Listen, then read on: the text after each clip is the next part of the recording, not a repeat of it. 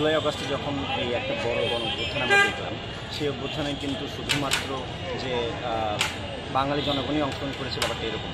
এখানে কিন্তু আদিবাসী জনগোষ্ঠী রয়েছে, বিশেষ করে পার্বত্য অঞ্চলে, তারাও কিন্তু একটা ব্যাপক আকারে এখানে ভোট করে তুলেছে। ঘটনাচক্রে সেই সময়ে আমি আসলে পার্বত্য অঞ্চলেই ছিলাম, ফলে আরও সামনে থেকে দেখার আমার সুযোগ ছিল। তো এখন বৈষম্য বিরোধী আন্দোলনের যে মূল আকাঙ্ক্ষাটা ছিল যে রাষ্ট্রের সকল স্তরের বৈষম্য আমরা দূর করব, যেমন ধরা যাক আন্দোলনের সূত্রপাত ছিল সরকারি চাকরিতে 30% কোটার যে সংরক্ষণ ছিল সেটার বিরুদ্ধে। অর্থাৎ আপনি শুধুমাত্র মুক্তিযোদ্ধার পরিবারের সন্তান হওয়ার কারণেই তাকে আপনি সরকারি চাকরিতে একটা প্রিভিলেজ দিচ্ছেন।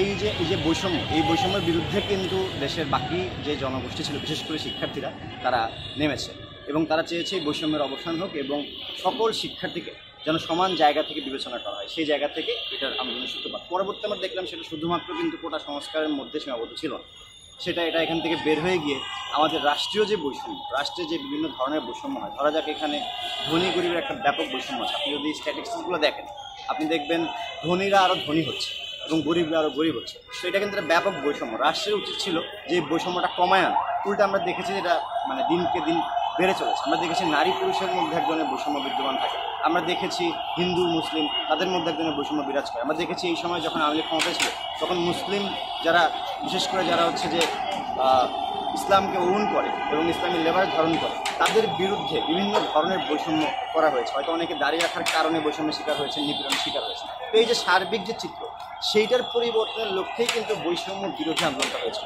তাহলে সেই বৈষম্যের মধ্যে অবশ্যই পাহাড়ে জনগোষ্ঠী বাস করে, তারা এটার মধ্যে রয়েছে। তা আমরা দেখেছি যে পাহাড়ে দীর্ঘ সময় ধরে সেনা শাসন চলে আসছে।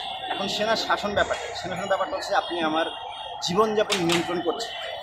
আমি যখন রাষ্ট্রে বাস করি, সেই রাষ্ট্রের আইনশৃঙ্খলা বাহিনী একটা রকমভাবে কিন্তু নিয়ন্ত্রণের মধ্যে থাকে, কিন্তু সেইটা আমার নিরাপত্তা সাধনের উদ্দেশ্যে যদি আমরা দেখি সেইভাবে আমাকে নিরাপত্তা দেওয়া হয় না। তারপরেও পাহাড়ে যেই ধরনের নিপীড়ন করা হয়, যেমন আপনি চলাফেরা করতে গেলে আপনাকে অনুমতি নিতে হবে। আপনি পাহাড়েই এক এলাকা থেকে আরেক এলাকায় যাবেন, আপনাকে অনুমতি নিতে হবে। ধরেন আমরা যদি পাহাড়ের বাইরে থেকে যাই, আমরা যারা বাঙালি সম্প্রদায় আছে, আমরা গেলে আমাদের কাছ থেকে আইডি কার্ড নেওয়া হয়, নেওয়ার পরে আমরা এখানে মোটামুটি মুভ করতে পারি, খুব বেশি সমস্যা হয়। কিন্তু পাহাড়ে এক জেলা থেকে আরেক জেলায় গেলে, এখন ঢাকা থেকে নারায়ণগঞ্জ গেলে নিশ্চয়ই আমার দিতে হয়, কিন্তু পাহাড়ে আপনি বান্দরবান থেকে খাগড়াছড়ি গেলে আপনি আইডি কার্ড জমা দিতে হবে, আপনার সেনাবাহিনী দিতে হবে।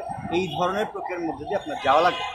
তো এটা এক ধরনের সার্ভেলেন্সের মধ্যে রাখা এবং তাদের সাথে যেই ধরনের আচরণ করা হয়, যেমন একটা ছোট্ট এক্সাম্পল নিতে পারি। এই বছর 16ই ডিসেম্বর ঘটনাচক্রে আমি বান্দরবানে ছিলাম। তো তখন আমি ব্যাক করছিলাম। ব্যাক করার পথে যেহেতু বিজয় দিবস, অনেকেই রং নিয়ে উৎসব করছিল। তো আদিবাসী সম্প্রদায়ের অনেকেও সেই উৎসবের মধ্যে ছিল। তো কোনো একটা গ্রুপ হয়তো যাওয়ার পথে সেনাবাহিনীর কাছে ইনফর্ম করছে যে পাহাড়ের লোকজন এভাবে রং ছিড়াচ্ছে, এবং পরবর্তীতে আমাদের গাড়িটা যাচ্ছে। তো সেনাবাহিনীর লোকজন এসে আমাদের সাথে যেইভাবে জিজ্ঞেস করলো যে কারা এটা করতেছে, ওনার অ্যাগ্রেশন দেখে আমি খুবই হতবিহ্বল হয়েছি যে সে তো আমার নাগরিক এবং বিজয় দিবস উপলক্ষে সে উৎসব করবে না, সে অবশ্যই উৎসব করবে। আমি যেমন করি সেও করবে। আপনি যদি সে উৎসবে বাধা দেন, তার মানে আপনি কি মনে করেন যে এই উৎসব তার না? হচ্ছে অবশ্যই তার উৎসব। কিন্তু এই ধরনের অ্যাগ্রেসিভ মনোভাব, এইটা যে কোনো নাগরিকের জন্যই কাম্য। আপনি দেখবেন যে 1975, 76, 77, 78 ওই সময়ের স্ট্যাটিস্টিক্সগুলো আপনি দেখবেন যে ওই সময় পাহাড়ে বাঙালির সংখ্যা ছিল 5 থেকে 6%, বাকি সবাই ছিল যে পাহাড়ি জনগোষ্ঠী তারা। কিন্তু বর্তমান সময়ের পরিসংখ্যান বলছে যে পাহাড়ে বাঙালির সংখ্যা প্রায় 52%। এটা বাড়লো কীভাবে? এখন এইখানে যেটা বলা হয় যে তাদের যে ভূমি সেটা আসলে কি দখল করা হয়, যুক্তিটা কি যে তাদের কোনো দলিল নেই। কিন্তু পাহাড়ের যে সংস্কৃতি, সেই সংস্কৃতির দলিলের ব্যাপারটি আসলে নেই। পাহাড়ে এক একটা যে পাড়া হয়, সেই পাড়ায় 10-15টা পরিবার থাকে, তারা জুম চাষ করে। আপনারা সবাই জানেন যে একটা পাহাড়ে 1 বছর জুম চাষ করলে পরের বছর করা যায় না। তো তারা এই পাহাড়টা ফাঁকা রাখে, পরে অন্য একটা পাহাড়ে গিয়ে আবার করে, এবং তারা মনে করে তাদের এই যে 15টা পরিবার, এই 15টা পরিবারের সম্মিলিত সম্পদ। সো এটা আলাদা করে কারোর নামে, এটা এই 15টা পরিবারের নামে থাকে। সো তারা দেখায় যে তাদের যে দলিল নেই তারা দখল করা যায়। যেহেতু এটা বাংলাদেশ, তাহলে আমি যদি নারায়ণগঞ্জে জমি কিনতে পারি, কেন পাহাড়ে পারবো না? যুক্তিতে আপনার মনে হবে যে আসলে সত্য, কিন্তু ঘটনা হচ্ছে যে অত জমির মধ্যেই নেই, অত দলিল ব্যবস্থার মধ্যেই নেই। আমরা সমতলে দেখি যে 2 ভাইয়ের মধ্যে জমি নিয়ে বিরোধে একজন তার সন্তানকে মেরে ফেলে, বা হচ্ছে যে তার ভাতিজাকে মেরে ফেলে, মেরে হচ্ছে এক ধরনের কনস্পেস তৈরি করে যেন জমিটা দখল করা যায়। কিন্তু পাহাড়ে এই ঘটনাটা নেই। আপনি দেখবেন না যে 2 পাহাড়ি জনগোষ্ঠীর মধ্যে একটা জমি দখল নিয়ে যাচ্ছে বা মারামারি হচ্ছে, এটা আপনি দেখবেন বাঙালিরা গিয়ে করছে, কারণ তাদের মধ্যে এই সমস্যাটাই নেই। আমি মনে করি আমরা যদি সেই কালচারটা অ্যাডপ্ট করতে পারতাম তাহলে এখানে সমস্যা কমে যেত। এখানে একটা মানবিক চর্চা করে ওঠে, সেটা করে উঠে না। আমরা দেখি যে পাহাড়ে এই সার্বভৌমত্ব টিকিয়ে রাখার নামে একটা সেনাবাহিনী শাসন দিয়ে রাখা হয়েছে, কিন্তু পাহাড়ি জনগোষ্ঠীরাই মনে করে যে আপনি সেনাবাহিনীর মাধ্যমে তাদেরকে যদি নিরাপত্তা দেন সেই ব্যাপারে তাদের কোনো আপত্তি নেই, আপনি দেন নিরাপত্তা। সমতলে যেমন বিভিন্ন ধরনের সন্ত্রাসী কার্যক্রম ঘটে, বিভিন্ন বিচ্ছিন্ন গ্রুপ থাকে যারা আসলে আপনার বিভিন্ন ধরনের জঙ্গি কার্যক্রম ঘটায়। যেমন ধরেন আমরা দেখি ওয়েস্টে একটা ব্যাপার প্রচলিত আছে যে মুসলিম মানে হচ্ছে জঙ্গি। এখন মুসলিম মানে কি জঙ্গি? না, মুসলিম মানে কখনোই জঙ্গি। ইসলাম ধর্মের অনুসারী অনেকে আছেন যারা ইসলামটাকে ভিন্নভাবে রিড করে সেই জায়গা থেকে এক ধরনের সন্ত্রাসী কার্যক্রম পরিচালনা করে, কিন্তু এর দায় তো পুরা মুসলিম জনগোষ্ঠীর না। তাহলে একই সাথে বন্ধের মধ্যেও যদি কেউ এটাতে জড়িত থাকে সেই দায় কি পুরো বন্ধ জনগোষ্ঠীর? সেটা না। তখন আপনি যখন এই ধরনের কার্যক্রম চালান, তার মানে ওয়েস্টে মুসলিমদের সাথে যে আচরণ করা হয় আপনি বাংলাদেশে পাহাড়ে আদিবাসী জনগোষ্ঠীর সাথে একই আচরণ করেন।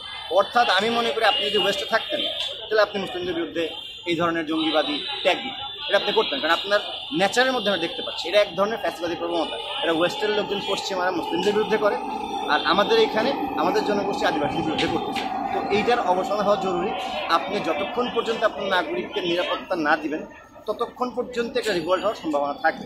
যখন আপনি আপনার নাগরিককে নিপীড়ন করবেন, জুলাই আগস্টে আমরা যখন দেখছি যে এই দেশের শিক্ষার্থী এবং সাধারণ জনতা নেমে আসছে, এটা একটা বড় কারণ কি ছিল যে এইখানে নাগরিকের সাথে নিপীড়ন করা হচ্ছে, ফলে সে রিভল্ট করেছে। একই ঘটনা তো পাহাড়েও করতে পারবে যদি আপনি এটা বন্ধ না করেন। আমরা দেখলাম আগস্টের পরে দেশের অনেক জায়গায় অনেক পরিবর্তন আসছে, কিন্তু পাহাড়ি জনগোষ্ঠীর জীবনে কোনো ধরনের পরিবর্তন আসে না। উল্টা আমরা বেশ কয়েকবার দেখেছি এখানে বিভিন্ন সংঘাতের নামে অনেকে বাড়িঘর করে দেওয়া হচ্ছে। তো এই ধরনের কর্মকাণ্ড যদি চলার পর আপনি মনে করবেন যে তারা হচ্ছে যে রিভল্ট করবে না, এটা একটা ভুল চিন্তা। এবং রিভল্ট করার পরে আপনি যদি তাদেরকে আসলে জঙ্গি আখ্যা দেওয়ার চেষ্টা করেন তাহলে একদম পশ্চিমারা মুসলিমদের সাথে যা করতেছে আপনি এখানে তাদের সাথে তাই করতেছেন, এর মধ্যে কোনো পার্থক্য নেই। তো জাতিগতভাবে আমরা যদি আগে